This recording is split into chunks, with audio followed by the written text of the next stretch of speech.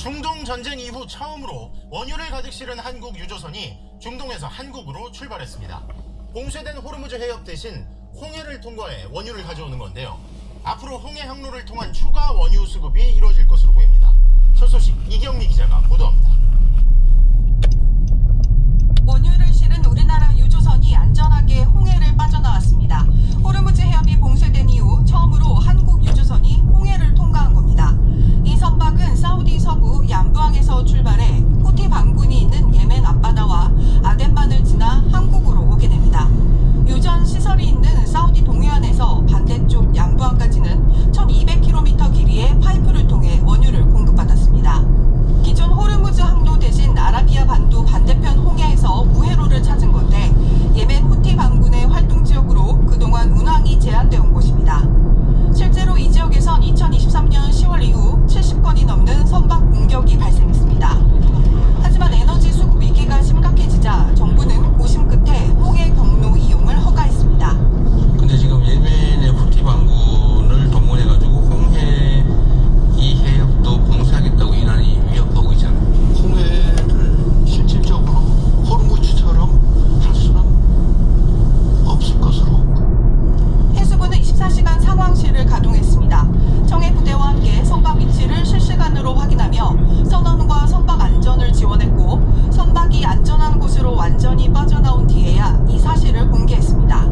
이번에 들여오는 원유는 약 200만 배럴 규모로 우리나라의 하루 소비량에는 못 미치지만 막혀있던 원유 수송이 다시 시작됐다는 점에서 의미가 있습니다. 앞으로도 얌부항에서 출발한 유조선들이 잇따라 들어올 예정으로 정부는 수급 불안을 해소하는 데 도움이 될 것으로 보고 있습니다. 홍해를 빠져나온 유조선은 약 3주 뒤 한국에 도착합니다. 여전히 호르무즈 해협은 막혀있고 우리 선박 26척과 선원 163명이 머물고 있습니다. MBC 뉴스 이경미입니다. 얼마 전 국무회의에서 홍해를 통한 원유 수송에 대해 논의했던 이재명 대통령도 관련 부처들이 한 팀으로 움직여 값진 성과를 이뤄냈다며 환영했습니다. 이 대통령은 또 오늘 저녁 영국, 프랑스를 비롯한 약 40개국 정상들과 함께 호르무즈 해협 통항 재개를 위해 머리를 맞댑니다. 김정우 기자의 보도입니다. 이달 초 봉쇄된 호르무즈 해협 대신 홍해를 통해 원유를 수송하도록 협의하라고 지시한 이재명 대통령. 지금 우회 수입할 수 있는 루트가 그렇게 많지도 않고 위험을 조금씩은 감수할 수밖에 없는 상황이 오는 거죠. 원유 대체 수송이 첫 성과를 거두자 이재명 대통령도 SNS를 통해 소식을 알렸습니다. 호르무즈 해협 봉쇄 후 처음 우리 선박이 홍해를 통해 원유를 안정적으로 운송하고 있다는 기쁜 소식이라면서 관련 부처들이 원팀으로 움직이며 이뤄낸 값진 성과라고 강조했습니다. 그러면서 특히 선원들에게 감사를 표했습니다. 이 대통령은 중동 전쟁 위기를 돌파하기 위해 모든 역량을 집중하고 있다면서 철저한 대응과 빈틈없는 준비로 국익을 지키겠다고 약속했습니다. 이 대통령은 오늘 저녁 호르무즈 해협 통항 문제를 논의하는 다자간 화상회의에도 참석합니다. 영국과 프랑스가 주도하는 회의에 약 40개국 정상 등이 참석할 걸로 알려졌는데 이 대통령은 이 자리에서 에너지 공급망과 중동 사태에 대한 입장, 국제연대의 필요성 등을 발언할 걸로 보입니다. 최근 전쟁 인권 문제를 강조해온 만큼 세계 평화와 국제규범, 인권 보호 등 보편적 가치에 대해 거듭 언급할 가능성이 높다 분석도 나옵니다. MBC 뉴스 김정우입니다. 지금껏 이란과의 협상에 벤스 부통령 등을 앞세웠던 트럼프 대통령이 갑자기 협상 장소인 파키스탄으로 직접 갈 수 있다고 밝혔습니다. 물밑 협상이 상당히 진행돼 본인이 직접 파키스탄으로 날아가 결론을 내고 성과를 자랑하기 위한 것 아니냐는 관측도 나오는데요. 보도에 변윤재 기자입니다. 이르면 이번 주말 파키스탄의 수도 이슬라마바드에서 미국과 이란의 2차 협상이 열릴 것으로 예상되는 가운데 트럼프 대통령은 자신이 직접 협상장으로 향할 수 있다는 말을 꺼냈습니다.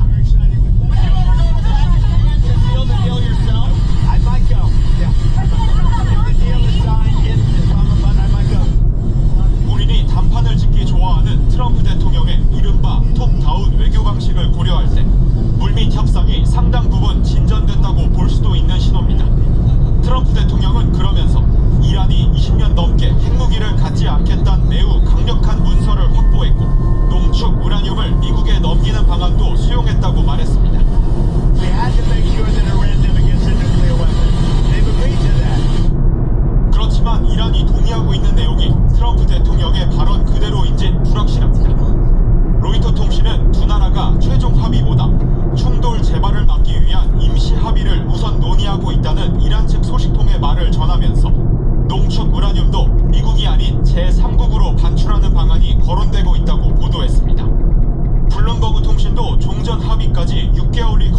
있다는 유럽과 걸프 지역 당국자들의 관측을 전했습니다.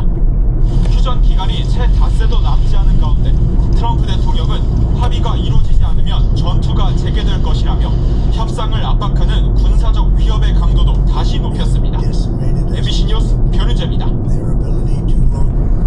그런데 이렇게 트럼프 대통령이 전쟁을 끝내려는 듯한 행보를 보이면서 네타냐후 이스라엘 총리는 정치적 궁지에 몰리는 모습입니다. 이란과의 종전 협상을 위해 트럼프가 네타냐후를 압박하면서 이스라엘과 레바논의 휴전에 직접 개입한 것으로 전해지는데요.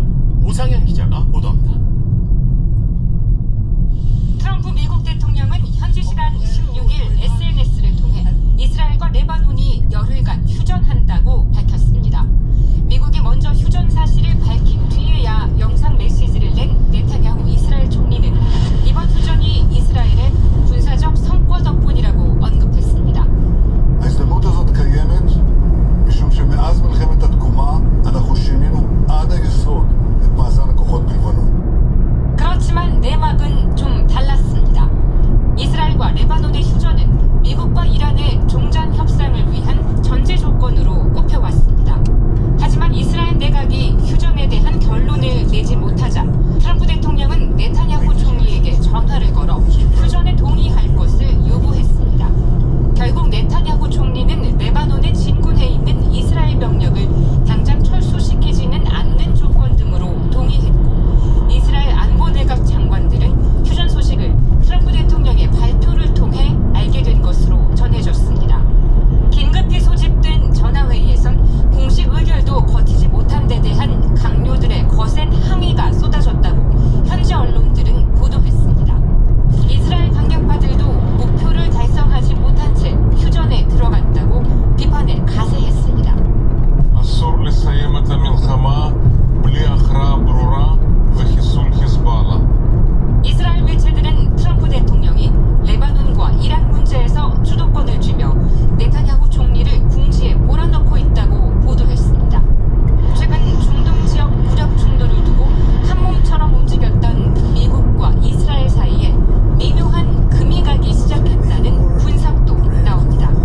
MBC 뉴스 오상현입니다. 짧은 휴전이 시작됐지만 이미 레바논은 폐허처럼 변했습니다. 앞선 이스라엘의 공습으로 레바논 민간인들이 어떤 피해를 입었는지 이지은 기자의 보도를 보시죠. 형체가 남아있지 않은 건물 사이로 검은 연기가 피어오릅니다. 폭격으로 무너진 잔해들이 도로를 집어삼켰고 레바논 남부를 다른 곳과 이어주는 마지막 통로 카스미의 다리는 정밀조준한 폭격에 완전히 끊겼습니다. 전쟁 48일 만에 가까스로 시작된 휴전 직전까지 레바논 남부는 이스라엘과 국경을 맞댄 대가로 사람이 살 수 없는 폐허가 될 때까지 폭격을 당했습니다. 민간 지역 구분도 무의미했습니다. 휴전 소식이 들릴 때마다 이스라엘은 남은 시간이 얼마 없다는 듯 무차별 공습을 퍼부었습니다. 미국과 이란 휴전 소식 직후 이스라엘의 폭격에 하루 만에 300명 넘게 죽었고 이번 레바논과의 휴전이 시작되기 직전엔 그나마 남은 주거 지역을 또 폭파시켜 한 아파트에선 주민 7명이 몰살당했습니다. 지난 6주간 숨진 2,100여 명 가운데 70% 이상이 민간인으로 알려졌습니다. أنا لا تؤثر الأداء لشباب الدفاع المدني شباب الإسعاف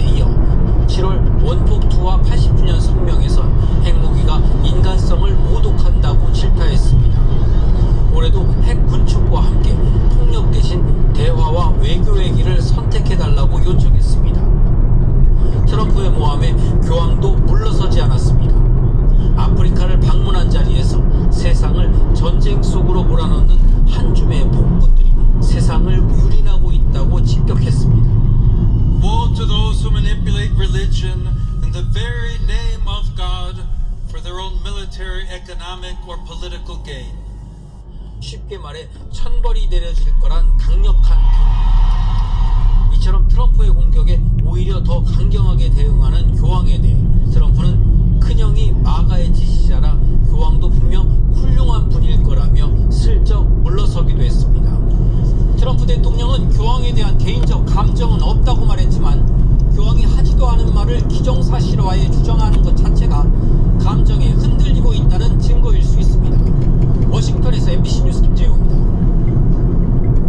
호르무즈 해협 봉쇄의 장기화로 에너지를 수입에 의존하는 국가들은 대체 수입처를 찾기 위해 고심 중인데요. 이들이 미국으로 눈길을 돌리며 미국의 원유 수출량이 큰 폭으로 증가하자 안 그래도 필요하면 미국에서 원유를 사라던 트럼프 대통령은 자신 덕분이라며 자화자찬하고 있습니다. 도쿄에서 신재영 특파원의 보도입니다. 동아시아에서 아프리카 남단 희망봉을 지나 미국 남부 멕시코만까지 빨간 화살표들이 띠처럼 이어져 있습니다. 모두 20만 톤 이상의 초대형 유조선입니다. 선박 정보 사이트 마린 트래픽에 따르면 오늘 오후 기준 약 70여 척의 빈 유조선이 미국을 향하는 걸로 나타났습니다. 작년 평균 27척에 비하면 3배에 가까운 수치입니다. 일본을 출발한 배도 10척 가까이 찾아볼 수 있습니다.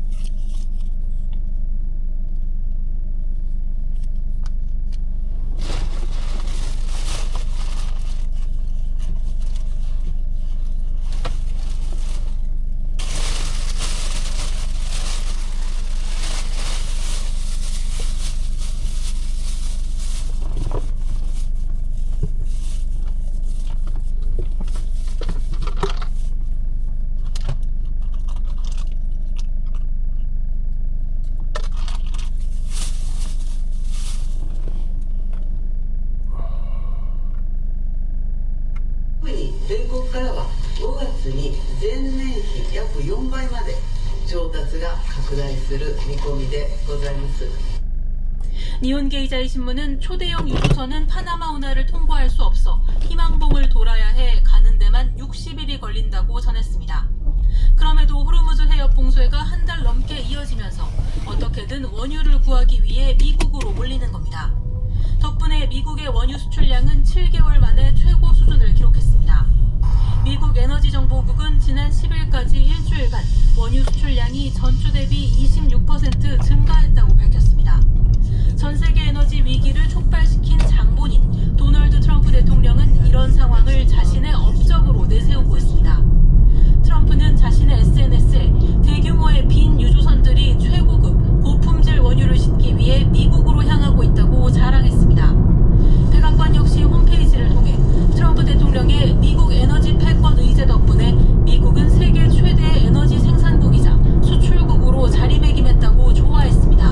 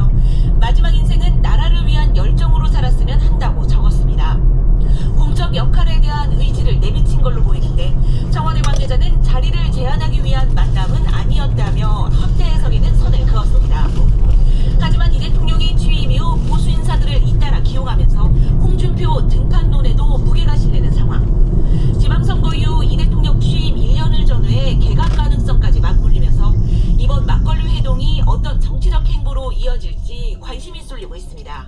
MBC 뉴스 홍시경입니다. 어제 밤늦게까지 열린 국회 국정조사 청문회에서 검사들의 답변 태도가 도마에 올랐습니다. 고함을 치거나 자신들의 과거 잘못을 별일 아닌 듯 치부하게 이슈였는데요. 이기주 기자의 보도입니다. 청문회장에 등장한 대장동 2기 수사팀 검사들은 시종일관 기세등등했습니다. 수사 대상도 아니었던 이재명 대통령을 제3자 압수조서에 피의자로 적시한 걸 단순 실수로 치부했고, 검사 일도 사람이 하는 일입니다. 실수나 오류라는 거 한번 있으시죠? 실수. 발언권을 달라며 청문회장에서 고함을 치는 등 막무가내 태도를 보였습니다. 대장동 개발업자 남욱 변호사를 2박 3일간 구치감에 체포해둔 데 대해서도 재출석하지 않을 것 같아 그랬다며 태연하게 이유를 설명했고, 구치소로 가시게 하면 또다시 좋아요 불응하실 것 같아서 영장에 의해서 오히려 청문회를 연 여당 국회의원들을 걱정하는 여유도 보였습니다. 대법원에서 저희 주장이 받아들여진다면 이 의원님들 나중에 어떻게 하시려고? 법원에 제출한 녹취록에 재창영을 실장님이라고 표기해 마치 이 대통령의 측근인 정진상 실장을 연상시켰다는 녹취가 재생되자 재창영 얘기를 꺼냈더라고요. 이제야 재창영으로 들린다고 했고, 뭐로 들리냐고요? 지금 재창형으로 들립니다. 정진상 실장입니까 이게? 오늘 들어보니까 재창영으로 들리긴 하지만 결국 1기 수사팀으로부터 쓴소리를 들어야 했습니다. 성남시장을 공범으로 집어넣고 배임과 관련된 내용도 굉장히 확장했습니다. 특정 정당에서 주장하고 있는 내용 그 프레임에 맞춰서 민주당은 검찰의 만행에 짓떨리는 노여움이 든다며 수사권 박탈을 강조했습니다. 목에 빡빡이 들고 삿대질하고 적반하장식으로 무력에 그런 국가 공무원이 유일하게 검찰입니다. 검찰 깡패들입니다. 참 중재불능인 자들입니다. 국민의힘은 이 대통령의 죄를 지우려고 검사를 죽음으로 내몰고 있다고 맞섰습니다. 진짜 국가폭력은 현재 더불어민주당이 자행하고 있는 국정조사입니다. 일방적인 호통과 인격적 모독으로 점철된 원님 재판으로 전락된 지 오래입니다. 국조특위는 오는 21일과 28일 추가 청문회를 열 예정입니다. MBC 뉴스 이기주입니다.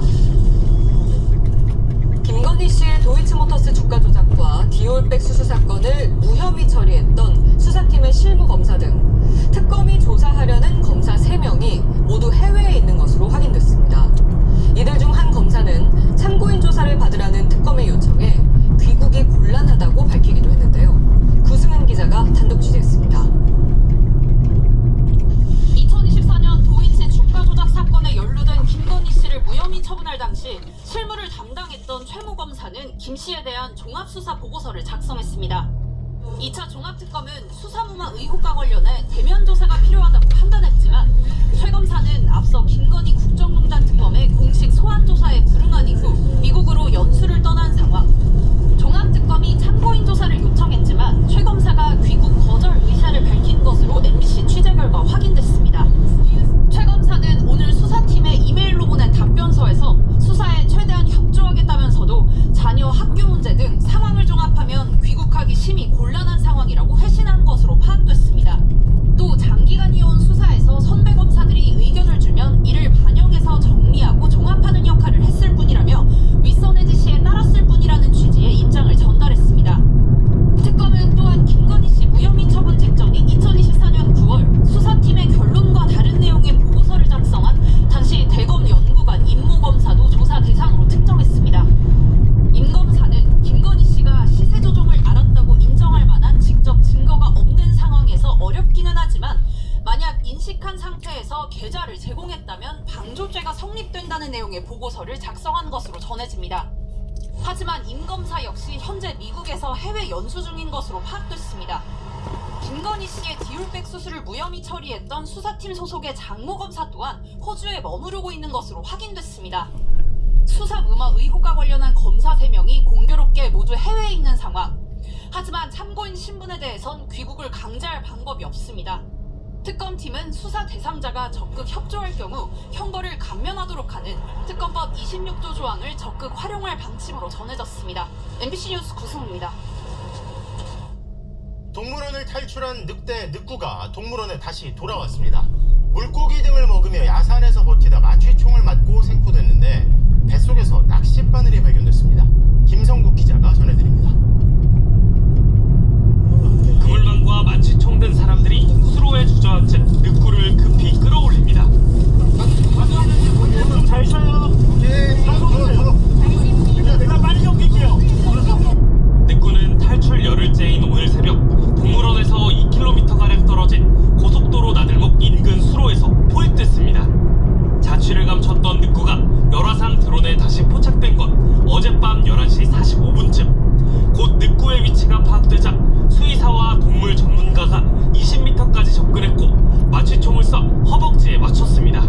굉장히 빨리 달리는 상태여서 튀어나가면서 아주 다행히 허벅지에 맞았습니다. 그리고 근육 마취가 잘 되었고 수색당국은 마취총을 맞고 이곳 수로까지 도망치다 쓰러진 늑구를 끝내 생포하는 데 성공했습니다. 늑구를 봤다는 신고에 6시간 넘게 수색했지만 성과가 없어 포기하려는 순간 늑구가 모습을 드러냈습니다. 오늘 아니면 못 잡겠다, 마지막이라는 생각이 들었습니다. 그리고 더 예민해지고 더 빨라졌기 때문에 3일 전보다. 늑구의 위에서는 물고기 등을 잡아먹다 삼킨 2.6cm 길이의 낚싯바늘이 발견됐는데 곧바로 제거 시술이 이루어졌고 건강은 대체로 양호한 상태입니다. 동물원 측은 늑구의 건강이 회복되면 엄마와 아빠, 남동생과 함께 살던 공간으로 이동시킬 계획입니다. MBC 뉴스 김성국입니다. 이 늑구의 복귀를 많은 시민들이 반기는 가운데 SNS를 중심으로 늑구에 대한 관심도 크게 늘고 있습니다. 자, 그런데 이번 일을 계기로 짚어봐야 할 과제도 많습니다. 전효정 기자입니다. 매일 밤 늑구를 찾아 나섰던 늑구를 발견했던 20대 청년은 늑구의 무사 귀환 소식에 기쁨을 감추지 못했습니다. 너무 기뻐가지고 거기 주변에 또 더 맴돌다가 집에 가서 편하게 발을 뻗고 잘 수 있었던 것 같아요. 로버일의 슈퍼스타가 됐어요. 동물원 인근 마을 주민들도 가슴을 쓸어내렸습니다. 그 근처에 우리 식구도 살아갖고 조심해라 그러고 불안해 이제 마음 놓고 다닐 수 있잖아요. 늑구가 건강해진다면 올들 한번 늑구 보러 가겠습니다. SNS에서 국민 늑대로 불리며 유명해진 늑구의 무사 귀환 소식에 영국 BBC 방송 등 외신도 주목했고 SNS에서는 대전 유명 빵집인 성심당에서 늑구빵을 만들거나 대전시에서 늑구 굿즈를 만들어야 한다며 관광상품 아이디어도 잇따랐습니다. 하지만 동물환경단체들은 이번 사건을 단순 해프닝으로 볼 수 없다며 같은 사고 재발을 막기 위해 사육 방식을 재검토할 때라고 지적했습니다. 그 야생성을 가지고 굴을 파서 탈출하는 데까지 이르렀기 때문에 이 생태적 특성이나 이런 게 동물원에서 잘 고려가 되는지. 늑구 수색에 3,000명이 넘는 경찰과 소방 인력이 투입되는 등 사회적 부담이 발생한 점도 지적됐습니다. 2차, 3차 방지 대책을 빠르게 마련하여 시행하겠습니다. 다시 한번 사과의 말씀을 드리며 동물원 측은 늑구가 열흘간 여러 동물을 접촉했을 가능성이 있어 최소 일주일에서 열흘 정도 전염병 증상을 관찰할 계획입니다. 또 대전 오월드 재개장도 보강 공사가 이뤄진 뒤 결정될 방침이어서 시민들이 늑구를 만나려면 다소 시간이 걸릴 것으로 예상됩니다. MBC 뉴스 전효정입니다. 경기도 양주에서 숨진 3살배기 아이 부모의 휴대폰 대화 내역에서 장기간의 학대 정황이 드러났습니다. 20대 아버지는 구속 상태로 검찰에 넘겨졌습니다. 조건희 기자입니다. 숨진 아이에 대한 학대가 수년에 걸쳐 이뤄졌던 것으로 보이는 정황이 드러났습니다. 경찰이 20대 아버지 휴대전화를 포렌식한 결과 때렸다, 왜 심하게 때렸냐 같은 부부간 대화가 상당 기간 연속적으로 나온 겁니다. 애버릇을 고쳐야 한다고 얘기하거나 숨진 아이를 미워하는 취지의 언급도 있었던 것으로 전해졌습니다. 올해 초 폰으로 머리 세게 때리는 게 어디 있냐, 오빠가 맞아도 아파할 거다 같은 내용의 메시지도 주고받은 것으로 확인됐습니다. 경찰 당국자는 사건 발생일인 지난 9일을 기준으로 2년 전부터 학대 정황이 담긴 메시지가 확인됐다고 말했습니다. 생후 47개월, 숨진 아이의 나이를 고려할 때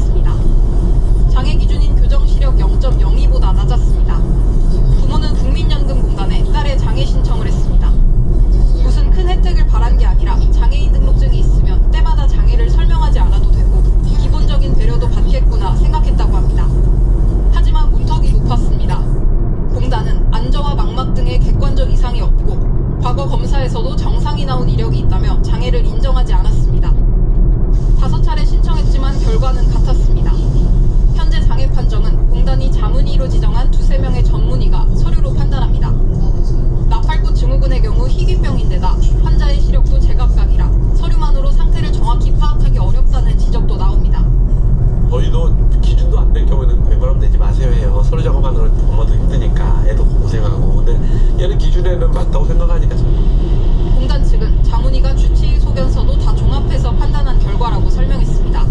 MBC 뉴스 이재인입니다. 계엄 해제 표결을 방해한 혐의를 받는 추경호 전 국민의힘 원내대표의 재판에 당시 추 대표와 같이 있었던 국민의힘 국회의원 2명이 증인으로 나왔습니다. 같은 방 같은 상황을 두고 해석이 크게 갈렸는데요. 윤서영 기자가 보도합니다. 추경호 전 원내대표는 비상계엄 선포 직후 의원총회를 소집하면서 1시간 동안 장소를 국회 당사로 3차례 바꾸어 공지했습니다. 당시 추 전 원내대표와 원내대표실에 있던 국민의힘 의원 9명 중 김용태, 신동욱 의원이 증인으로 나왔습니다. 김 의원은 당시 11시 40분쯤 추 전 원내대표와 국회 본관으로 향하던 그때 계엄군이 탑승한 헬기를 봤다고 했습니다. 윤석열 전 대통령 하겠습니다. 역사적 순간이라 기록하려 했다던 신 의원은 계엄군 헬기에 대해 조금 다르게 이해했다고 합니다. 국회에 큰 변고가 있는 모양이다. 그래서 윤석열 전 대통령이 우리한테 설명을 하지 않았나 보다 여겼다는 겁니다. 국회로 이제 물이 들어오는 것이 대단히 이례적인 상황이어서 국회 안에 무슨 문제가 있구나. 계엄 사령관이 발표한 포구령에 대해서도 마찬가지였습니다. 대통령을 향해서 욕설이나 강한 비난을 하시는 분들도 있었던 걸 기억합니다. 군대가 정치인을 뭔가 구금하거나 체포하거나 할 수도 있겠다라는 생각. 이에 반해 신동욱 의원은 포구령을 본 기억조차 없고 계엄이 해제된 뒤에야 내용을 읽었다고 증언했습니다. 하지만 미묘하게 엇갈린 증언을 한 두 의원 모두 추 전 원내대표가 내란에 동조하지 않았을 것이라고 했습니다. 김 의원은 추 전 원내대표가 계엄을 인지했다고 해도 공무에서 얻을 이익은 없다고 생각한다고 했고, 신 의원도 추 전 원내대표가 윤 전 대통령과 통화한 이후에도 굉장히 당황해하는 표정이었다고 했습니다. 두 사람의 증언에도 불구하고 추 전 원내대표가 대표실에서 한 발짝도 나오지 않은 이유는 명확하게 해명되지 않았습니다. MBC 뉴스 유사입니다. 12.3 불법 계엄에 대한 진상 파악이 아직 끝나지 않은 가운데 윤석열 전 대통령 비서실장이던 정진석 전 의원이 국회의원 재보궐선거 출마를 검토 중입니다. 헌정사상 초유의 사태에 책임을 져야 할 핵심 인사가 국민적 상처가 아물기도 전에 선거에 나오는 것이 적절하냐는 비판이 나옵니다. 김민창 기자입니다. 12.3 내란 당시 윤석열 대통령 비서실장이던 정진석 전 의원 불법 계엄을 사실상 국회 탓으로 돌렸습니다. 입법권이 특별히 남용되고 남발되고 과도하게 행사되면서 대통령의 상황 인식이 아마 비상계엄 조치 발동에 어떤 계기가 그랬던 그가 민주당 박수현 의원의 충남지사로 공석이 된 충남, 공주, 부영, 청양 재보궐선거 출마를 검토 중입니다. 정 전 의원은 MBC와 통화에서 지역에서 주는 의견들을 차분히 들어보겠다며 아직 출마 결심을 하진 못했다고 말했습니다. 하지만 벌써 당 안팎에선 우려가 나옵니다.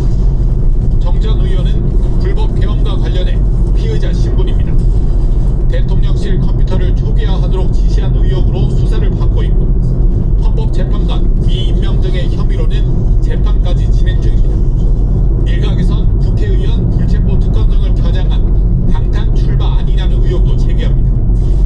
여기에 사돈인 박덕흠 의원이 국민의힘 공천관리위원장이다 보니 당내 형평성 논란까지 제기됩니다. 정진석 의원은 지금 피의자 신분 아닙니까? 이 시민들의 민주의식과 주권의식을 도대체 뭘로 보고 그런 가정을 합니까? 윤석열 측근들에 잇따른 출마도 논란입니다. 윤석열 변호인인 윤갑근 변호사는 충북지사 후보 최종 경선만 남겨두고 있습니다.